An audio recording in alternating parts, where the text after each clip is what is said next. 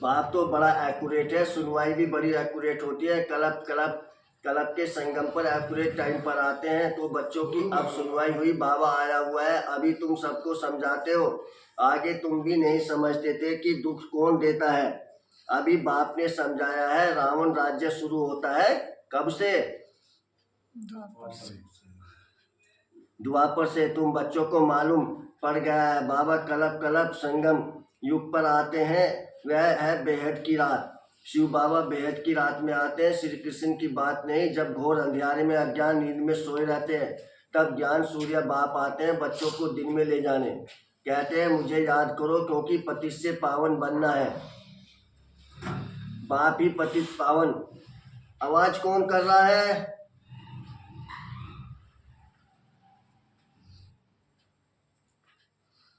पतित पावन है वह सब। वह जब आए तब तो सुनवाई हो। अब तुम्हारी सुनवाई हुई है।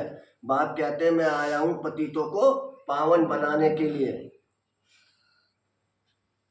पावन बनने का तुमको कितना सहज उपाय बताता हूँ। आजकल देखो साइंस का कितना जोर है, एटॉमिक बॉम्ब्स आदि का कितना जोर है। आवाज होता है। तुम बच्चे साइलेंस के बल से इस साइंस पर जीत पाते हो। साइलेंस को योग भी कहा जाता है। आत्मा बाप को याद करती है, बाबा आप आओ तो हम शांति धाम में जाकर निवास करें। तो तुम बच्चे इस योग बल से, साइलेंस के बल से साइंस पर जीत पाते हो, शांति का बल प्राप्त करते हो। साइंस से ही यह सारा विनाश होने का है। साइलेंस से तुम बच्चे विजय पाते हो। बाहुबल वाले कभी भी विश्व पर जीत पा नहीं सकते। यह पॉइंट्स भी तुमको प्रदर्शनी में लिखनी चाहिए। दिल्ली में बहुत सर्विस हो सकती है क्योंकि दिल्ली है सबका कैपिटल। तुम्हारी भी दिल्ली ही कैपिटल होगी। दिल्ली को ही परिस्थान कहा जाता है। पांडवों के किले तो नहीं है। किला तब बांधा जाता है जब दुश्मन चढ़ाई करते हैं। तुमको तो किले आदि की दरकार रहती नहीं। तुम जानते हो हम साइलेंस के बल से अपना राज्य स्थापन कर रहे हैं। किसके बच्चे बोल रहे हैं ये?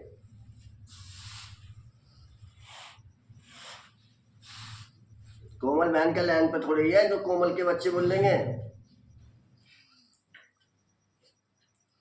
उन्हों की है आर्टिफिशियल साइलेंस, तुम्हारी है रियल साइलेंस। ज्ञान का बल, शांति का बल कहा जाता है। नॉलेज है पढ़ाई, पढ़ाई से ही बल मिलता है। पुलिस सुप्रिटेंडेंट बनते हैं, कितना बल रहता है। वह सब है जिस्मानी बातें दुख देने वाली। तुम्हारी हर बात रूहानी है। तुम्हारे मुख से जो भी बोल निकलते हैं वह एक एक बोल ऐसे फर्स्ट क्लास मीठे हो जो सुनने वाला खुश हो जाए। जैसे बाप दुख करता है सुख करता है, ऐसे तुम बच्चों को भी सबको सुख देना है। कुटुंब परिवार को भी दुख आदि न हो। कायदे अनुसार सबसे चलना है। बड़ों के साथ प्यार से चलना है। मुख से अक्सर ऐसे मीठे फर्स्ट क्लास निकले जो सब खुश हो जाए।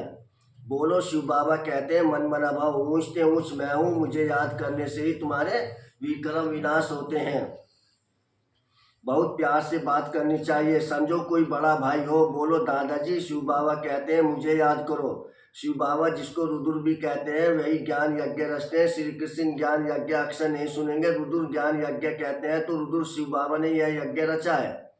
राजा ही प्राप्त करने के लिए ज्ञान और योग सिखला रहे हैं। बाप कहते हैं भगवान वाच माँ में कम याद करो क्योंकि अभी सबकी अंत घड़ी है। वानप्रस्थ अवस्था है, सबको वापिस जाना है।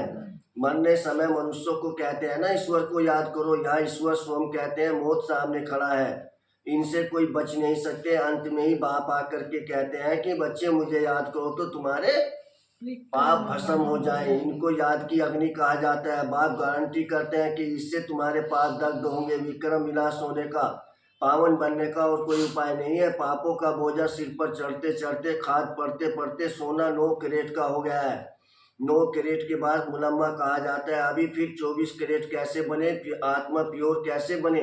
प्योर आत्मा को जेवर भी प्योर मिलेगा। कोई मित्र संबंधी आदि है तो उनसे बहुत नरमता से प्रेम भाव से मुस्कुराते हुए बात करनी चाहिए, समझाना चाहिए। यह तो वही महाभारत लड़ाई है। यह रुद्र ज्ञान यज्ञ भी है। बाप द्वारा हमको सृष्टि के आदि मध्यांत की नॉलेज मिल रही है और कहाँ भी यह नॉलेज मिल न सके।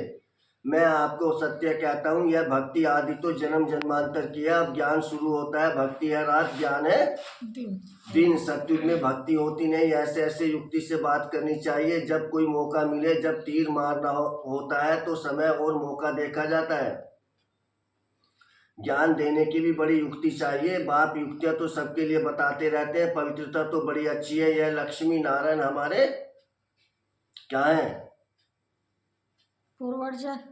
सूरज माना हमारे बड़े पूज्य है ना।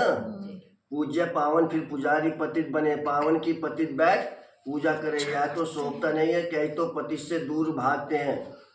वल्लभचारी कभी पाँव को छूने नहीं देते, समझते हैं यह छीछी मनुष्य है। मंदिरों में भी हमेशा क्या होता है?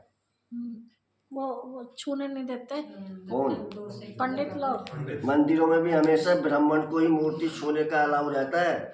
शूद्र मनुष्य अंदर जाकर छू न सके, वहाँ ब्राह्मण लोग ही उनको स्नान आदि कराते हैं और कोई को जाने नहीं देते। फर्क तो है ना। अब ये तो है कुकवंशावली ब्राह्मण, तुम हो मुखवंशावली। ए माता, कौन से ब्राह्मण है? हैं?